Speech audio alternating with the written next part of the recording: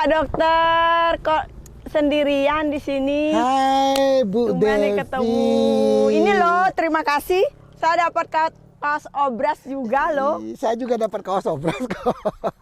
Ya, kita sama-sama ya. Aduh, terima kasih. Boleh gabung di sini Pak Dokter? Boleh, silakan. Boleh? Ini kursi ada yang bukan... ingin saya tanyakan sama Pak Dokter. Boleh. Tanya di sini saja. Ya. Gratis. Kalau nanya di tempat praktek, bayar. Kalau di sini gratis. Iya, saya kan lihat di YouTube ya. Silakan Bu, mengambil kedudukan dulu. Saya boleh duduk ya? Mengambil kedudukan silakan. Oke, terima kasih Pak Dokter. Susah nyari Saya ikut di sini gabung ya. Ada yang ingin saya tanyakan loh sama Pak Dokter, penting nih. Karena beberapa teman saya tanya sama Pak Dokter.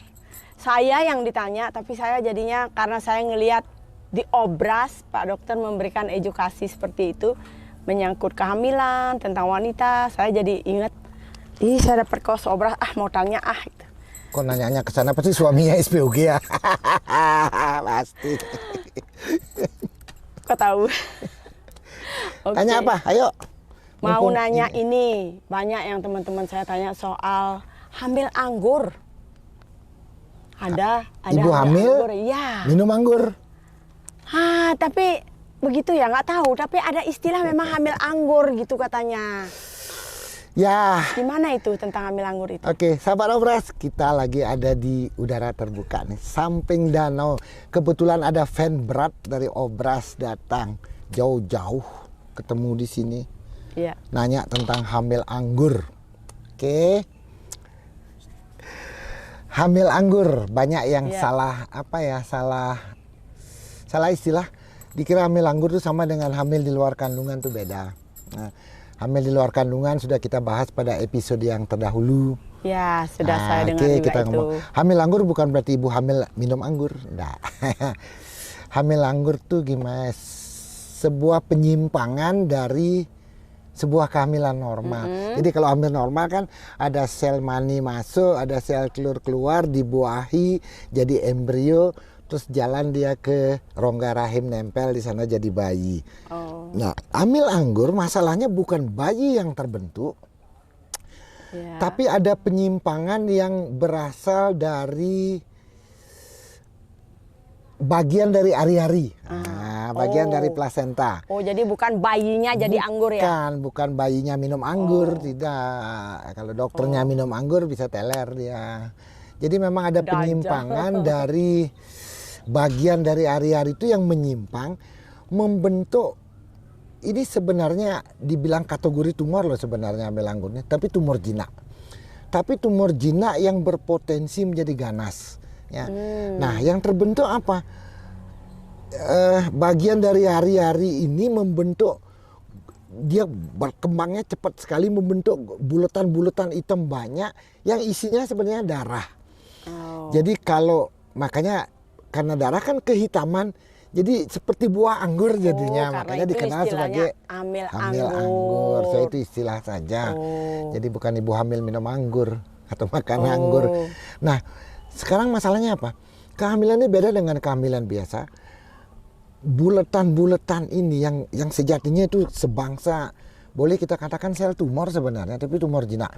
Nah, seperti gayanya sel tumor, dia berkembang dengan sangat cepat. Cepat sekali dia membesar.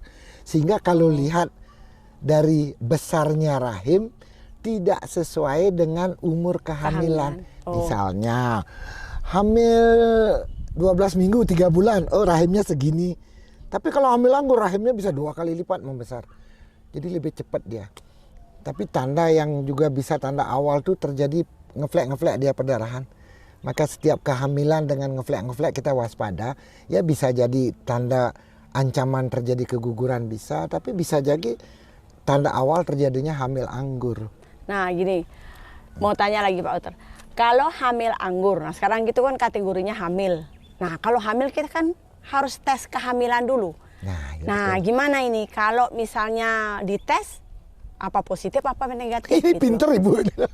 Ya gimana? Pinter ibu ini nanya. Ya kan kategori hamil gitu. Bener. Kan biasanya untuk membuktikan kehamilan kan itu biasanya. Iya, diagnosa pasti memang diagnosa awal pasti hamil ibu ini dengan tes kencing. Tapi untuk hamil anggur kalau kita curiga hamil anggur, maka kita tidak berpatokan kepada tes kencing biasa. Tes kencing biasa itu tidak ada jaminan 100%. Kita cek hormon hamil yang kita cek, beta HCG namanya. Beta HCG. Nah, kita cek secara serial biasanya. Kalau beta HCG-nya naik cepat dalam tempo 2 minggu biasanya kita. Kalau dalam 2 minggu dia, karena hamil biasa tidak mungkin secepat itu dia. Kalau perkembangan hormon hamil itu demikian melonjak, demikian cepat, kita curiga nih. Jadi adanya peningkatan hormon hamil yang sangat luar biasa. Kemudian adanya pembesaran rahim yang tidak sesuai dengan umur kehamilan biasa. Ini 2 tanda awalnya sudah sangat-sangat mencurigakan sekali adanya hamil anggur. Saya bilang gampang-gampang diagnosisnya karena jelas sekali kelihatan ada bercak-bercak darah terus ngeflek dia. Kemudian pembesaran rahim dengan cepat sekali terjadi yang tidak cocok kalau dibandingkan dengan kehamilan biasa.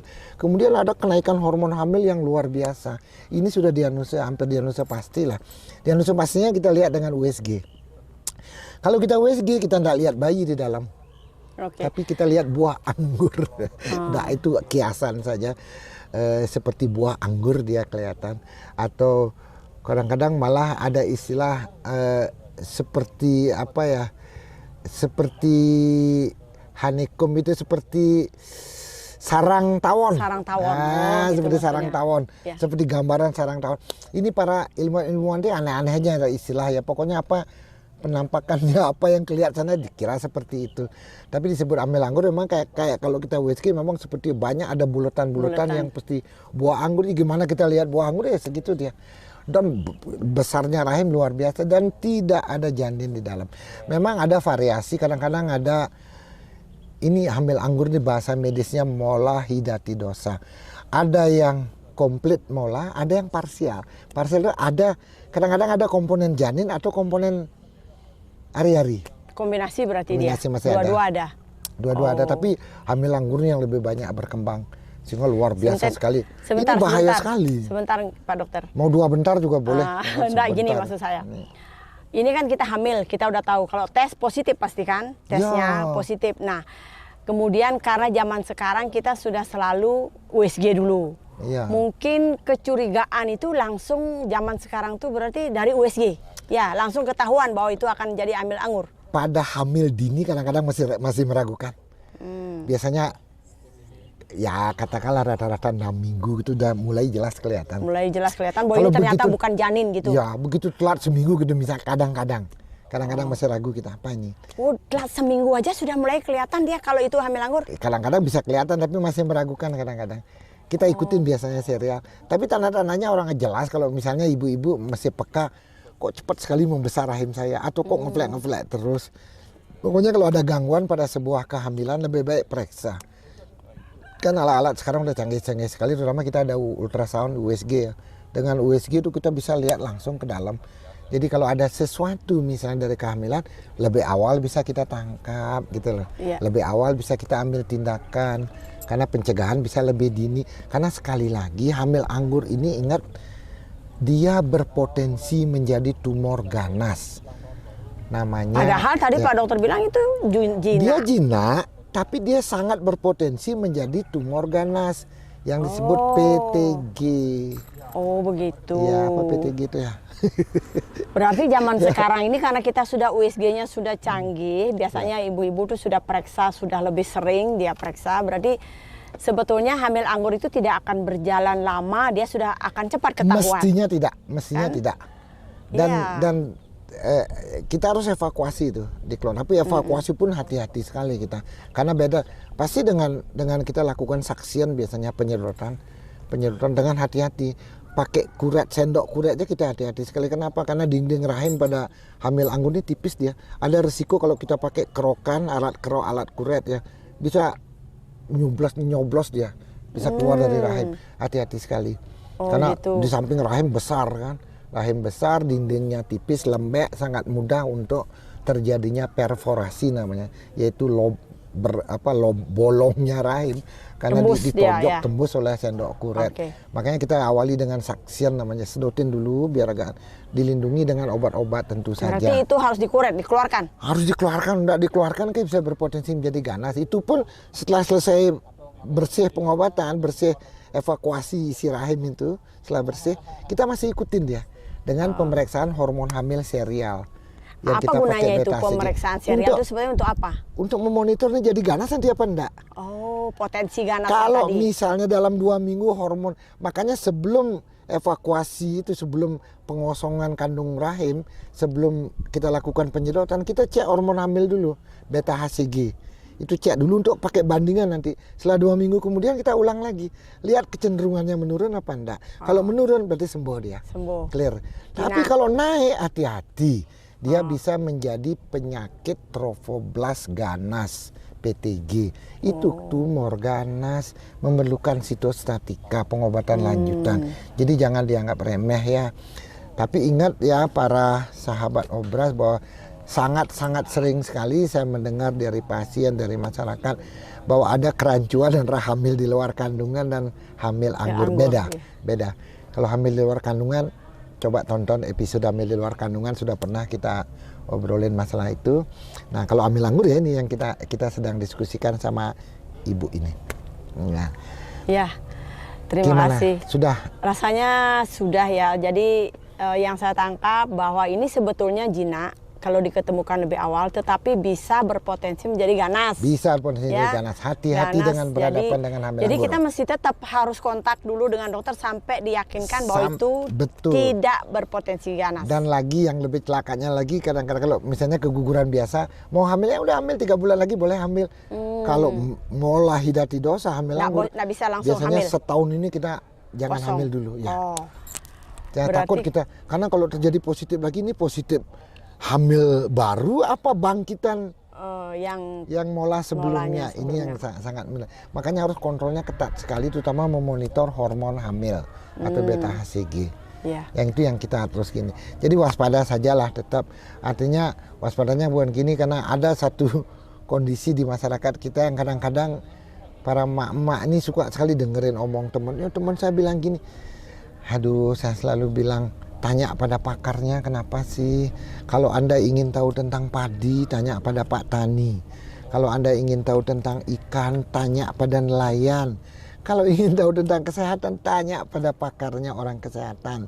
Jangan dengerin omong kanan kiri, omongan teman yang sejatinya bukan tenaga profesional juga, bukan orang yang berkompeten di bidangnya. Jadi kalau orang yang tidak berkompeten, ya nggak usah terlalu dipercaya lah. Karena kadang-kadang hal seperti itu bisa bikin ribet hidup. Misalnya nanti dokter nggak dipercaya, omongan teman dipercaya, kan susah sekali jadinya. Ya. Kira-kira gimana? Ada yang mau ditanyain lagi? Nggak, sudah cukup. Mari kita minum dulu. Nah, Terima kasih. Perasaan kenal sama ibu ini. Baik sahabat Obras, itu obrolan kita sekarang masalah mola hidatidosa atau hamil anggur. Terima Jelas, kasih. bukan hamil di luar kandungan ya, bedakan. Hamil anggur bukan hamil di luar kandungan. Ya, Oke. terima kasih.